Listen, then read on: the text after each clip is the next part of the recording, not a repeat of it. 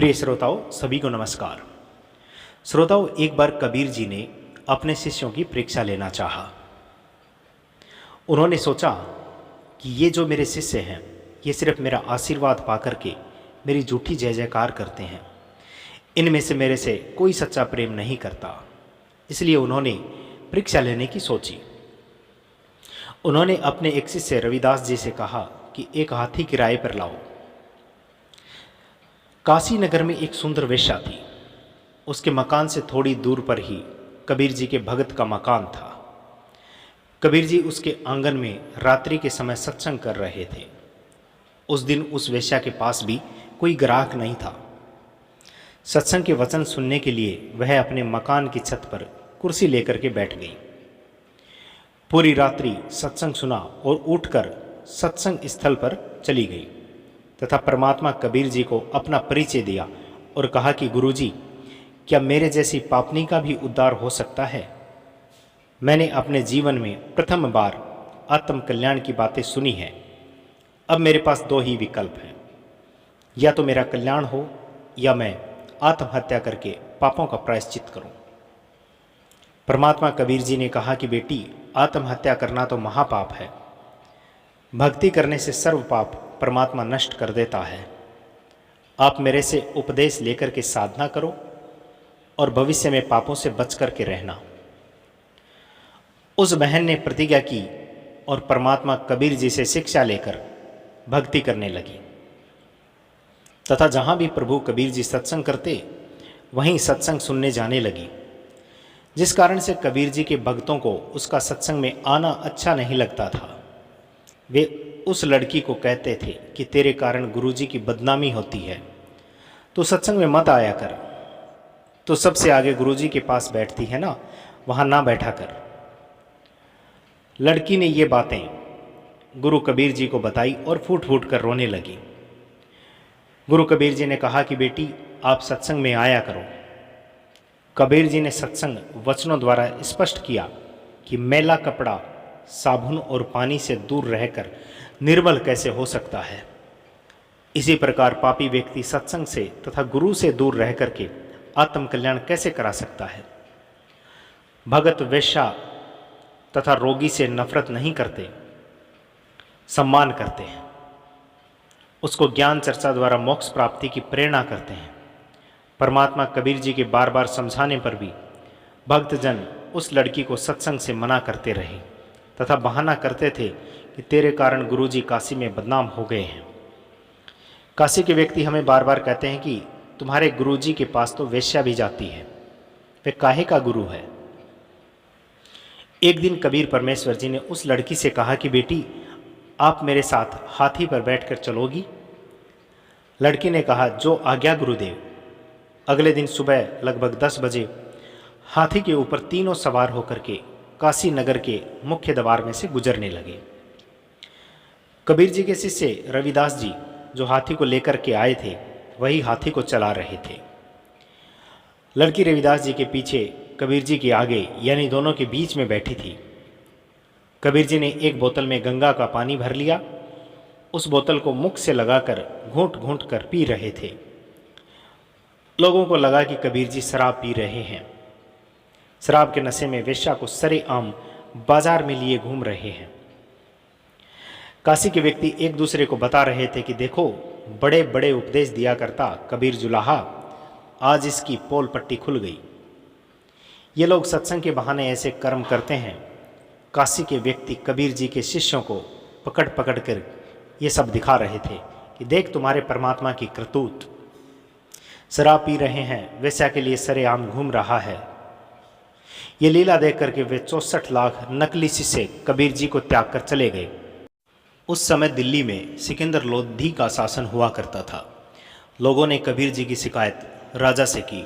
राजा को बताया कि कबीर जी शराब पी रहा है और वेश्या के साथ सरेआम घूम रहा है।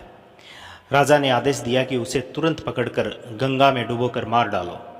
अपने हाथों से राजा सिकंदर ने कबीर परमेश्वर जी के हाथों पर हथकड़ी और पैरों में बेड़ियां लगाई और नौका में बिठा करके गंगा दरिया के मध्य में ले जाकर दरिया में सिपाहियों ने पटक दिया।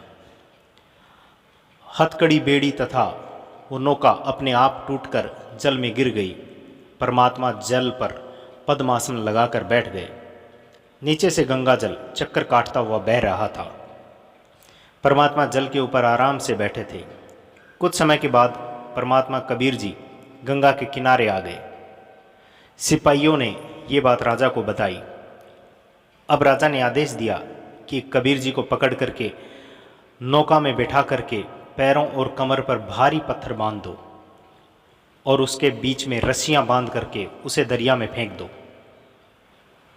दरिया में फेंक दिया गया। रस्सी टूट गई, पत्थर जल में डूब गए।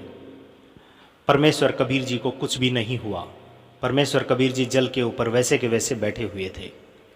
जब देखा कि कबीर जी गंगा दरिया में डूबे नहीं तो क्रोधित होकर लोग राजा से ये बात बताने लगे। राजा ने कहा कि तोप के गोले से मारने का हुक्म सुना दिया।